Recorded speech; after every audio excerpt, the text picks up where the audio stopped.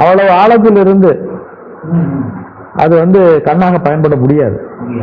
அதனால அது என்ன சொல்றோம், எப்படி வாலினால் நமக்கு பயன் இல்லையோ, எப்படி நகத்தினால் நமக்கு பயன் இல்லையோ, எப்படி அப்பண்டிக்ஸினால் நமக்கு பயன் இல்லையோ, அது மாதிரி பிணியல் சுரப்பினால் மனிதனுக்கு பெரும்பாலான பயன் எதுவும் இல்லை என்று அறிவியல் முடிவு செய்துள்ளது. இப்போ சொன்னீங்க இல்லைங்களா, இந்த பிரெயினை பற்றி, பிரெயினும் இப்போ வந்து இந்த பற்றி ஐ மீன் ஹைபோதாலமஸ் சொல்லும்போது இந்த பிரெயின்ல இருக்கக்கூடிய இயக்கமுக்கும் இந்த சுரப்பிகளுக்கும் என்ன கனெக்ஷன்? அதாவது நான் சொன்ன மாதிரி புலியை பார்க்கிறான், பார்வை, அந்த பார்வையிலிருந்து செய்திகள் மூளையின் பின்பகுதிக்கு செல்கின்றன. அது ஆபத்தானது என்று அந்த மூளை முடிவு செய்தால் உடனே ஹைபோதாலமஸுக்கு அது ஒரு செய்தியை அனுப்பும். இந்த மாதிரி ஒரு ஆபத்தான ஒரு நிகழ்வினை பார்த்து கொண்டிருக்கிறாய், அதுக்கு தயாராகிவிடு என்று.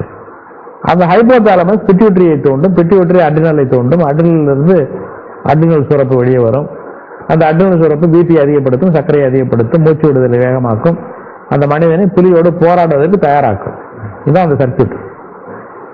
இப்போ ஒரு விஷயத்தை பார்க்குறாங்க, நீங்க சொல்றபடி இப்போ நைட் தூங்குறாங்க, நைட் கம்ப்ளீட்டா இப்போ வந்து பொறிகள்லாம் இப்போ இயங்குறதுக்கு ஓகே, நல்லா சேஃப்டியா தூங்கிட்டு இருக்காங்க.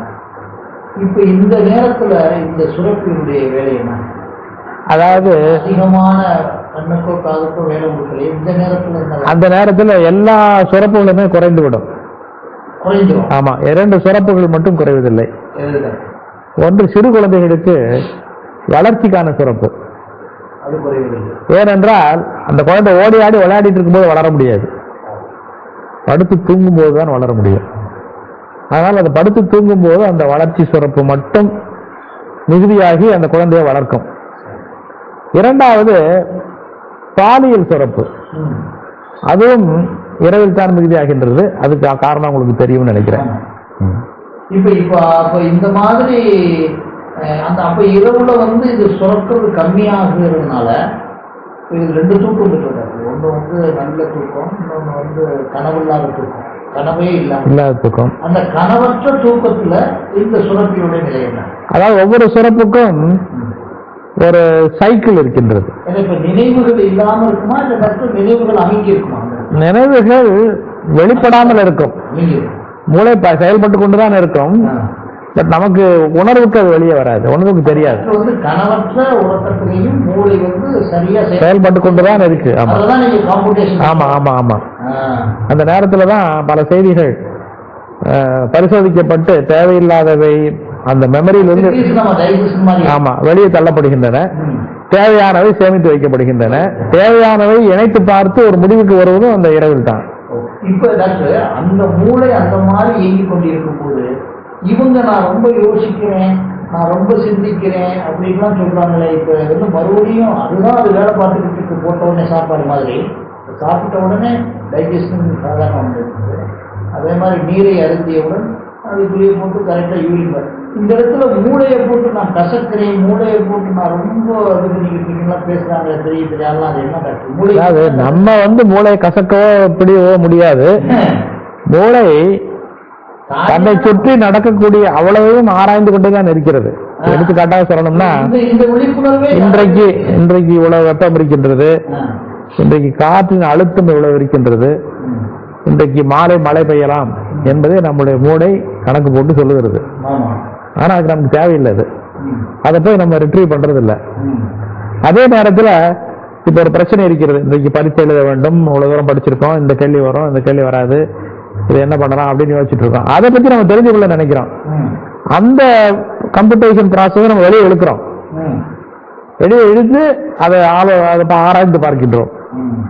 கான்சியஸ் லெவலுக்கு கொண்டுறதுதான் அந்த கசக்கி புளியறதுங்கிறது வந்து மூளையினுடைய செயல்பாட்டை கான்சியஸ் லெவலுக்கு கொண்டுறதுதான். அன்கான்சியஸாவே பல விஷயங்களில் மூளை முடிவெடுத்துக் கொண்டே இருக்கிறது. ஆமா ஆமா ஆமா ஆமா. ஏதாவது நிறைய சொல்றாங்களே, இப்போ நிலநடுக்கம் வருவதற்கு முன்னாலேயே, எரிமலை குமுறுவதற்கு முன்னாலேயே அந்த எலிகள் அது எல்லாம் ஓடிடுதான். ஏன்னா அதனுடைய மூளையும் நம்மளுடைய மூளையை மாதிரி செயல்பட்டு கொண்டே இருக்கின்றது. அந்த வார்னிங் கிடைச்சுன்னா அது ஓடிடுது. நம்ம வந்து அதை சப்ரஸ் பண்ணி வச்சிருக்கனால நம்ம அந்த வார்னிங்கை புரிந்து கொள்ள முடிவதில்லை. ஓகே, இப்போ இதை சொல்லும்போது நல்ல விஷயம். அந்த மாயன் ப்ரெடிக்ஷன் சொல்றாங்க, நாஸ்ட்ராடமஸ் ப்ரெடிக்ஷன் சொல்றாங்க, வள்ளுவரே எடுத்துக்கலாம். 2000 வருஷத்துக்கு முன்னால பல ஆயிரம் விஷயங்களை சொல்ல முடியுது. இந்த ப்ரெடிக்ஷன்லாம் அவருடைய மூளைக்குள்ளே நடந்த விஷயம் தானே? மூளைக்குள்ள நடந்த விஷயம்னா அதற்கு தீனி அன்றாடம் அவர் பார்க்கக்கூடிய நிகழ்ச்சிகள். அந்த தீனி இல்லாமல் அந்த மூளை செயல்பட முடியாது. நிறைய பேர் வந்து இங்க இருந்து வந்து வர முடியாது. இவர் மறுபடியும் கரெக்டா அவருக்கு தெரிந்ததைத்தான் அவர் யோசிக்க முடியும், அவர் செய்ய முடியும். அவர் போன இடத்தை பத்தி தான் அவர் சொல்ல முடியும். அமெரிக்காவுடைய சொல்ல முடியாது, அதெல்லாம் பார்க்க முடியாது. தெரிந்த பொருள்களை மட்டும்தான். எனக்கு சமீபத்தில் ஏற்பட்ட ஒரு எக்ஸ்பீரியன்ஸ் சொல்ல வேண்டும். ஒரு பெரிய மகரிஷி, அவர் டெலிபோர்டேஷன் என்ற முறையை கண்டுபிடித்திருக்கிறார் என்று ஒரு நண்பர் சொன்னார். என்ன செய்கிறார் என்று கேட்டேன். ஒரு காலையில ஒரு 5 மணிக்கு எல்லாரையும் வந்து படுக்க சொல்லிடுவாரு. அவரு வந்து படுத்துருவாரு. ஒரு மைக்கை வச்சு சொல்லிட்டே இருப்பாரு, நீங்க இப்ப எல்லாரும் தூங்குறீங்க, உங்க உயிர் வந்து உங்க உடம்ப விட்டு வெளியே வருது, அப்படியே மேல வர்றீங்க, பழனி மலை தெரியுது, பழனி மலையை நோக்கி நாம் எல்லோரும் செல்கிறோம், அந்த வாசல்ல இறங்குறோம், கோயிலுக்குள்ள போறோம், பன்னியாண்டவர் தரிசனம் செய்யறோம், திரும்பி ஆமா பேசிட்டு திரும்பி வந்துடுறோம் சொன்னோன்னே எல்லாரும் நிறைய பேர் 99 பேர் ஆமா ஆமா நாங்க போனோம் வந்தோம்னு சொல்லிடுறாங்க. நான் சொன்னேன், நான் இதை நம்ப வேண்டும் என்றால் என்னை சிட்னிக்கு கூட்டி போக சொல்லுங்க. ஏன்னா நான் பார்க்காத ஊர்கள் அது ஒன்று. அங்க இருக்கிற அந்த ஒப்பேரா ஹவுஸுக்கு கூட்டிட்டு போய் அதை சுத்தி காட்டி என்னை கொண்டு விட்டுற சொல்லுங்க. அடுத்த முறை நான் சிட்னி செல்லும் பொழுது இந்த நிலை உண்மையா இல்லையா என்று, இந்த அனுபவம் இல்லையா என்று நான் பார்த்து சொல்லுகிறேன் என்று அதுக்கு ஒத்துக்க மாட்டேன்ட்டாங்க. அது மாதிரி ஆமா, தெரிந்ததைத்தான் காட்ட முடியும், தெரிந்ததை பற்றி தான் யோசிக்க முடியும். இந்த விழிப்புணர்வு வந்தாலே ஒரு மனிதனுக்கு மூளையில இருக்கிறது தான் வெளியே வரும் அப்படின்ற விழிப்புணர்வு இல்லாம தான் இன்னைக்கு வந்து இந்த ஸ்பிரிச்சுவலா பல விஷயங்கள் வந்து மக்கள் அறியாமல் இருக்காங்க.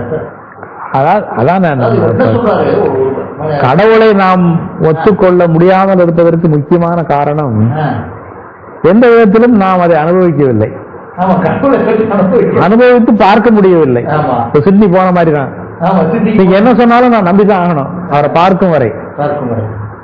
அதனால என்னன்னா ஒரு தனி மனிதன், இப்ப இதை வந்து நீங்க நல்ல விஷயம், ஒரு தனி மனிதன் இன்னைக்கு நம்ம நேரடியா வந்துருச்சு, நான் தான் கடவுள் அவதாரம்னு சொல்லி, நான் உலகத்திற்கு அத்தனையுமே தீக்கிரின்னு சொல்லி, பெயரை நம்ம உச்சரிக்கிறீங்கன்னு சொல்லி, இந்த மாதிரி போலி ஆன்மீகம்லாம் வந்து என்ன பண்ணுதுன்னா, நான் அத்தனையுமே தீர்த்தறின்னு சொல்லிட்டு இன்னைக்கு அவர் எப்போ மாட்ட போறாரு, எப்படி மாட்ட போறாரு, இன்னைக்கு ஊரை அரசு பண்ணி கொண்டாந்து ரோட்டையெல்லாம் வச்சுட்டு இருக்காங்களே, இதெல்லாம் இவருக்கு தெரியாம ஊருக்கெல்லாம் தீர்த்து போடுவோம்னு சொன்னாரே, இது எப்படி? இது வந்து லீகலா பார்த்தா கிரிமினல் தனம், மாரலா பார்த்தா இம்மாரல்.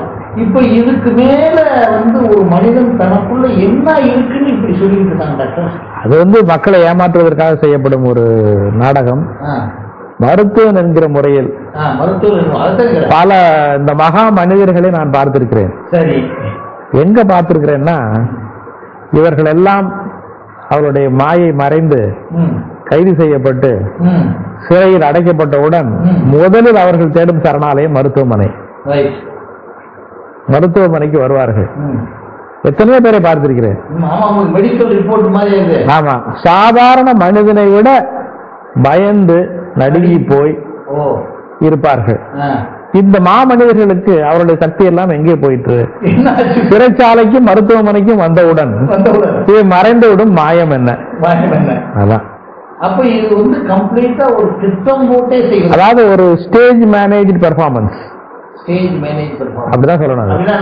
அப்படின்னா மக்களுக்கு காட்டுவதற்காகவே சிலவற்றை செய்து அவர்களை முட்டாளாக்குவது, அதுதான் அவங்க பண்றது. அப்ப இவங்க வந்து அவங்களை நம்ப வைப்பது, அவ்வளவுதான். ஆமா ஆமா, அந்த நம்ப வைப்பதன் மூலம் இவர்களுக்கு என்னமோ தனி சக்தி வருவதாக, அதெல்லாம்